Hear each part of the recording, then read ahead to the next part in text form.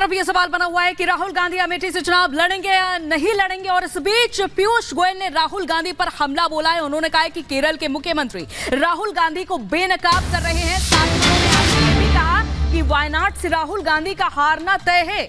तो ये तमाम तरह की टिप्पणियां की हैं पीयूष गोयल ने, और ये कहा है कि राहुल को बेनकाब कर रहे हैं केरल के सीएम। जाहिर तौर पर जो विवाद इस समय देखा जा रहा है, राहुल गांधी और पिनराई विजयन एक दूसरे के आमने सामने नजर आ रहे हैं। दोनों एक दूसरे के खिलाफत करते हुए तमाम जनसभाओं में नजर आ रहे हैं। और अब पीयूष गोयल ने भी इस बात को लेकर निशाना साधा है और ये कहा है कि राहुल को बेनकाब कर रहे हैं सीएम केरल के। मेरे ख्याल से देश में 543 सीटों पे उम्मीदवार उम्मीद करते होंगे कि राहुल गांधी जी आके लड़े, जिससे उनका मार्ग और सरल हो जाए और जीतने की संभावना हमारी और सुधर जाए। आज तो तकलीफ यह है कि नरेंद्र मोदी बनाम कुछ पता ही नहीं, कोई देश में और चुनौती देने वाला विपक्ष में नेता ही नहीं है। और उनके विपक्ष की देखिए क्या दुर्दशा है। पश्चिम बंगाल में उनके इंडिया अलायंस के सब सदस्य एक दूसरे से लड़ रहे हैं। कांग्रेस अलग प्रकार से अलग लड़ रही है, टीएमसी अलग लड़ रही है। क्या इंडिया अलायंस है? वहां पे सीपीएम, सीपीआई और कांग्रेस साथ में लड़ रहे हैं। केरल में बयान देखिए, पिनराई विजयन चीफ मिनिस्टर ने ऐसा पर्दाफाश किया राहुल गांधी और कांग्रेस का कि वायनाड से भी अब वो हार के जाने वाले। तो मुझे लगता है इतना स्पष्ट हो गया है कि इंडिया अलायंस तो सिर्फ एक हवा है, छोटा मोटा सीट एडजस्टमेंट कुछ राज्यों में कर पाए हैं। आगे बढ़ते हैं और बात करते हैं उत्तराखंड की, जहां जंगलों में लगी आग ने भीषण रूप अख्तियार कर लिया। और आपको बता दें 48 घंटों के बाद भी आग बुझी नहीं है। बुझाने के लिए युद्ध स्तर पर काम चल रहा है। सेना के हेलीकॉप्टर्स की मदद ली जा रही है। MI-17 हेलीकॉप्टर्स आग बुझाने में जुटे हुए हैं, लेकिन आग अभी तक काबू में नहीं आई है। आग बुझाने के लिए MI-17 हेलीकॉप्टर की मदद ली जा रही है। और ये देखिए, हम आपको एरियल तस्वीरें दिखा रहे हैं, कितनी भयानक आग है ये। और आप तस्वीरों में देख सकते हैं कितना बड़ा हिस्सा जंगल का आग की चपेट में आ चुका है। धधक रहे हैं जंगल, और खासतौर पर नैनीताल का इलाका सबसे ज्यादा प्रभावित है। तो इस तरह की तस्वीरें लगातार सामने आ रही है। और इधर नैनीताल के जंगलों में आग भड़की है। सीएम धामी ने हवाई सर्वेक्षण भी किया है। वन अधिकारी के साथ सीएम ने बैठक ली और अधिकारी कर्मचारियों की छुट्टी रद्द कर दी गई है। ये भी जानकारी दी है सीएम पुष्कर सिंह धामी ने। उन्होंने कहा है कि अराजक तत्वों के खिलाफ कड़ी कार्रवाई की जाएगी। जंगलों की आग बड़ी चुनौती है। तो जाहिर तौर से जैसे कि हम आपको तस्वीरें भी दिखा रहे थे कि अलग अलग जंगलों में ये आग लगातार बढ़ रही है, दायरा लगातार बढ़ रहा है। और इसको लेकर अब सीएम पुष्कर सिंह धामी ने हवाई सर्वेक्षण किया।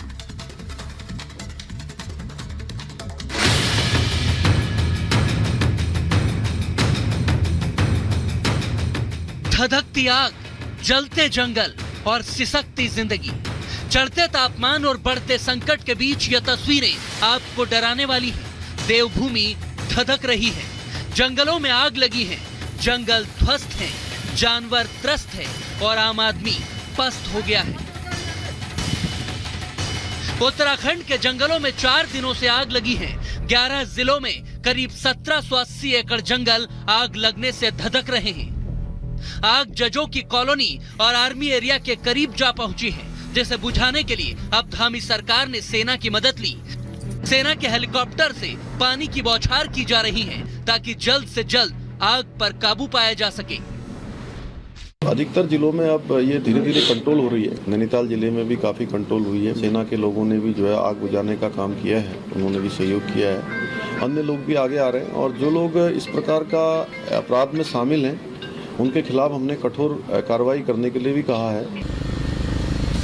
धामी सरकार एक्शन में है। मुख्यमंत्री ने खुद आग का एरियल सर्वे किया, यानी उन्होंने आसमान से जायजा लिया कि हालात कैसे हैं और इन्हें कैसे सुधारा जा सकता है। वहीं अफसरों की बैठक लेकर भी धामी ने तुरंत एक्शन लेने के निर्देश दिए हैं, लेकिन कागजी कार्रवाई और जमीनी सच्चाई में फर्क होता है। हालात बिगड़ते जा रहे हैं, जंगल स्वाहा हो रहे हैं, जिससे सबसे ज्यादा असर गढ़वाल और कुमाऊं मंडल के करीब 11 जिलों पर पड़ा है। नैनीताल से लेकर भीमताल, रानीखेत, अल्मोड़ा समेत पूरे कुमाऊं में जंगल धधक रहे हैं। सबसे ज्यादा आग का केंद्र बना हुआ है नैनीताल, तो वहीं बागेश्वर, अल्मोड़ा, पिथौरागढ़, चंपावत, पौड़ी, रुद्रप्रयाग, चमोली, उत्तरकाशी, टिहरी और देहरादून जिले सबसे ज्यादा प्रभावित हैं। अब सेना ने मोर्चा संभाल लिया है। भारतीय वायुसेना का Mi-17 हेलीकॉप्टर आग पर पानी की बौछार कर रहा है, क्योंकि नैनीताल में हाईकोर्ट कॉलोनी के पास तक आग की ये लपटें जा पहुंची हैं। नैनीताल में कई जगहों पे आग लगी है, पाइन्स के पास, एरीज के पास। तो ये जो हेलीकॉप्टर अभी आई है, इनका सबसे प्रमुख उद्देश्य जो था वो यही था कि जो एयरफोर्स का स्टेशन है उसको सुरक्षित रखा जाए। स्थिति अब नियंत्रण में है। आग लगने की वजह क्या है, इसको लेकर एक्सपर्ट्स बताते हैं कि उत्तराखंड में 15 फरवरी से लेकर 15 जून यानी कि 4 महीने फायर का सीजन होता है। मतलब फरवरी के मध्य से जंगलों में आग लगने की घटनाएं शुरू हो जाती हैं, जो अप्रैल में तेजी से बढ़ती हैं। मगर यह आग कितनी नुकसानदायक है, जरा उसे भी जान लीजिए। दरअसल इस आग से 720 हेक्टेयर से ज्यादा का जंगल खाक हो चुका है। 2 लोग घायल हुए हैं और करीब 15 करोड़ रुपए के नुकसान का आकलन किया गया है। जंगली जानवर रिहायशी इलाकों की ओर कूच कर रहे हैं। धुएं से लोगों को सांस लेने में भी परेशानी आ रही है। हालांकि हालात संभालने के लिए उत्तराखंड के मुख्यमंत्री पुष्कर धामी ने हल्द्वानी में अफसरों की मीटिंग बुलाई और प्रशासनिक अधिकारियों की छुट्टियां कैंसिल कर बड़े निर्देश दिए हैं। जो भी अधिकारी हैं, छोटे बड़े, सबकी छुट्टियां फिलहाल कैंसिल और सब लोग केवल फायर को रोकने में लगेंगे। और किसी का अगर मेडिकल इत्यादि की प्रॉब्लम है तो वो एक एक्सेप्शनल होंगे। धामी सरकार सख्त है।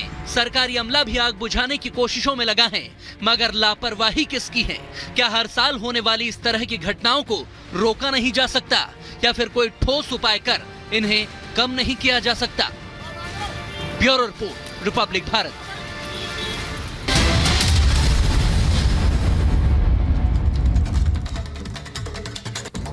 नमस्कार, स्वागत है आप सभी का रिपब्लिक भारत पर। मैं हूं आपके साथ सुजाता, मेरे सहयोगी अंजलि भी मौजूद है और 8 बजे सुबह हम आपको तमाम बड़ी खबरें बताने वाले हैं। लेकिन सबसे पहली खबर उत्तर प्रदेश के संभल से आ रही है, जहां एक कुख्यात गौ तस्कर का एनकाउंटर किया गया है। घायल हो गया है, उसके बाद उसे गिरफ्तार कर लिया गया। मोहसिन इसका नाम है, जिस पर कई पहले से ही मुकदमे दर्ज थे। लंबे समय से ये वांटेड था और बीती रात इसके बारे में सूचना मिली, जिसके बाद एनकाउंटर हुआ और मोहसिन घायल हो गया। उसके पैर में गोली लगी, जिसके बाद उसे गिरफ्तार कर लिया गया।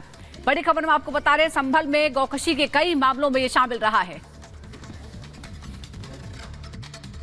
थाना कोतवाली हजरतगंज संभल को सूचना प्राप्त हुई थी कि एक गौकश अपराधी, जिसका नाम मोहसिन पुत्र भूरा है, नियासराय थाना कोतवाली संभल का रहने वाला है, अपने साथियों के साथ है, गौकशी के फिराक में है।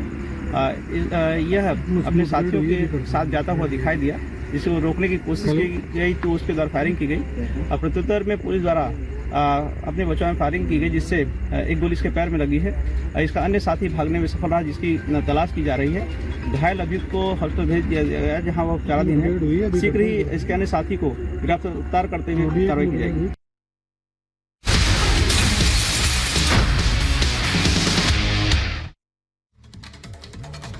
और बीते दिन कांग्रेस के केंद्रीय चुनाव समिति की बैठक हुई, जहां अमेठी और रायबरेली के उम्मीदवारों पर अभी भी सस्पेंस बरकरार था।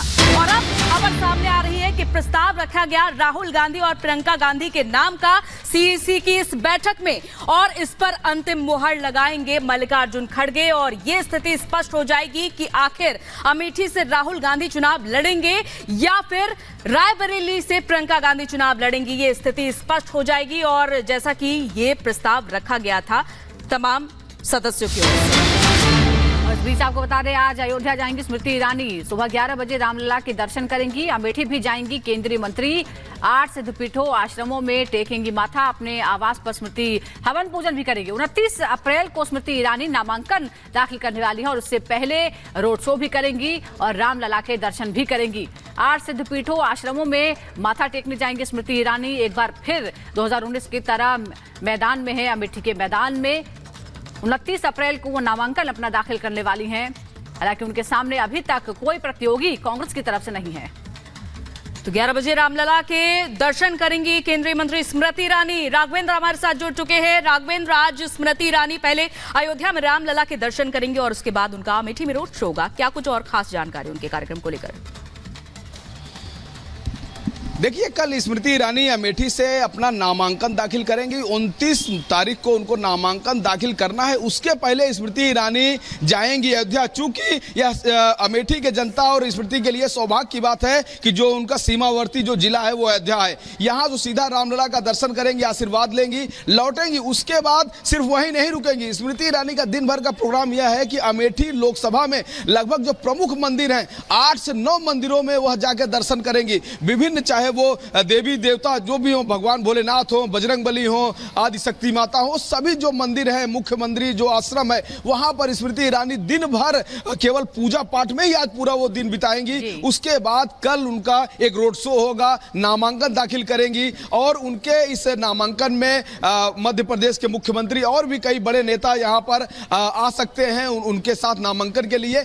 कुल मिलाकर जहां स्मृति ईरानी पूजा पाठ कर रही हैं, नामांकन की तैयारी में है, वहीं अभी तक अमेठी में, रायबरेली में विपक्ष ने अपना उम्मीदवार नहीं उतारा है। जी बिल्कुल राघवेंद्र, अभी तक विपक्ष ने अपना उम्मीदवार नहीं उतारा, लेकिन तैयारियों के बीच अब भगवान का आशीर्वाद लेने के लिए आज कई मंदिरों में जाएंगे स्मृति ईरानी। इधर उत्तर प्रदेश की हाई प्रोफाइल सीट अमेठी और रायबरेली को लेकर संशय आज भी, यानी बीती शाम को भी खत्म नहीं हो पाया। सभी अटकलों और सस्पेंस पर विराम लग जाएगा। क्या आज, क्यों ये माना जा रहा है कि आज कांग्रेस अमेठी और रायबरेली से सीट से अपने उम्मीदवार के नामों का ऐलान कर सकती है? खबर तो यह भी है कि राहुल गांधी अमेठी में वापस आ सकते हैं। मां की रायबरेली सीट से प्रियंका गांधी चुनाव लड़ सकती हैं। इसी पर पूरी रिपोर्ट हम आपको दिखाते हैं।